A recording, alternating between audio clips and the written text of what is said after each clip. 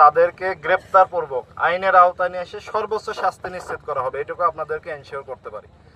অবৈধভাবে বালু উত্তোলন ও পার কাটা বন্ধে 41টা অভিযানের মধ্যে মোট মামলা হয়েছে 64টি, অর্থদণ্ড করা হয়েছে 9,70,000 টাকা, কারাদণ্ড দেওয়া হয়েছে 60 জনকে, স্টিল এবং বার্কি নৌকা জব্দ করা হয়েছে 28টি।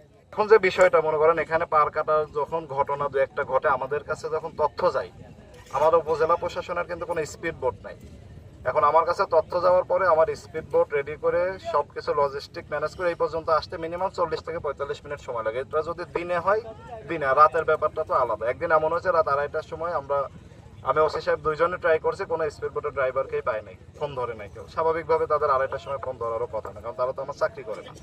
তো এইগুলো আমাদের কিছু লিমিটেশন আছে, এর মধ্যে দিয়েও আমরা সর্বোচ্চ চেষ্টা করে যাচ্ছি যেন জাদুকাটা নদীর পার রক্ষা সহ এই তাহিরপুর উপজেলার সার্বিক আইন শৃঙ্খলা পরিস্থিতি ভালো থাকে, যে কোনো জায়গা থেকে অবৈধভাবে বালু উত্তোলন যেন বন্ধ। আব্দুল কাইম ওরফে হেলু মাস্টার, আজকে আরেকজন আছেন হাজা মাইনুদ্দিন, আপনারা আপনারা অনেকে ওনাকে চিনেন। ওই আমি তদন্ত করে দেখলাম যে ওনাদের নেতৃত্বে যে বিগত 2-3 দিন আগে যে বালিটা লুট হয়েছে, এই দুইজনের নেতৃত্বে ওনারা সরাসরি জড়িত, এবং ওনারা 20 টাকা ফুট বার্কি শ্রমিক কাছে ওনারা বিক্রি করেছে, এবং আরও নাম আছে, আমি বলবো না। আমরা তদন্ত করতেছি, আপনাদের অবগতির জন্য জানাচ্ছি। আমরা ওনাদেরকে অচিরে আইনের মধ্যে আনবো, আইন আসবে, এবং ওনাদের মাধ্যমে মামলা একটার পর একটা মামলা হবে।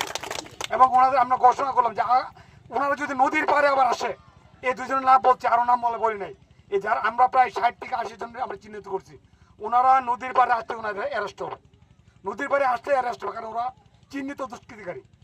সকলে মিলেমিশে যার যার অবস্থান থেকে কাদা চোরাচুরি না করে আমরা যদি কাজ করি, তাহলে আমরা সফল হতে পারি। এই নদীটা যদি বন্ধ হয়ে যায়, প্রায় 70-80 হাজার মানুষ বেকার হয়ে যাবে। তো এই ক্ষেত্রে আমি চিন্তা ভাবনা করে এই নদীটা আমরা যুদ্ধ করে একমাত্র বলতে হয় আমরা পাইছি। নদীটা পাওয়ার পরে আমাদের যে প্রতিপক্ষ আছে, ওনারাই পার কাটতেছে, ওনারাই বিভিন্ন মিডিয়া দিয়ে পারগুলা কেটে আমাদেরকে বিভ্রান্ত সৃষ্টি করতেছে। তো আপনাদের মিডিয়া সাংবাদিক ভাই যারা আছেন, আপনাদেরকে নিয়ে আপনারা আমাদেরকে একটু সহযোগিতা করবেন, যেটা সত্য ঘটনা সেটা বলবেন। আমরা পার কাটার বিপক্ষে সবসময় আছি, ইনশাল্লাহ ভবিষ্যতে থাকবো। আপনার লাউরাগড়বাসী যারা আছেন সবাই আমাকে সহযোগিতা করবেন। আমি আপনাদেরকে নিয়ে, আপনাদের মিডিয়া যারা আছেন সবাইকে নিয়ে পার কাটার বিরুদ্ধে ইনশাল্লাহ অ্যাকশনে যাব।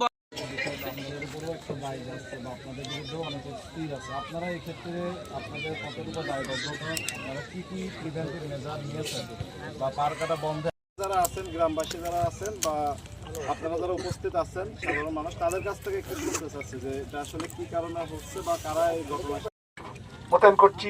উপজেলা প্রধান প্রশাসনের একজন মিনিস্ট্রি নিয়মিত আসছে, আমিও আসছি, আমাদের অনুমোদনও আসছে, মামলাও দিচ্ছি। তারপরে অনেকটা আবার ভ্রাম্যমাণ আদালতের মাধ্যমে সাজাও দেওয়া হচ্ছে। আশা করি যে এই যে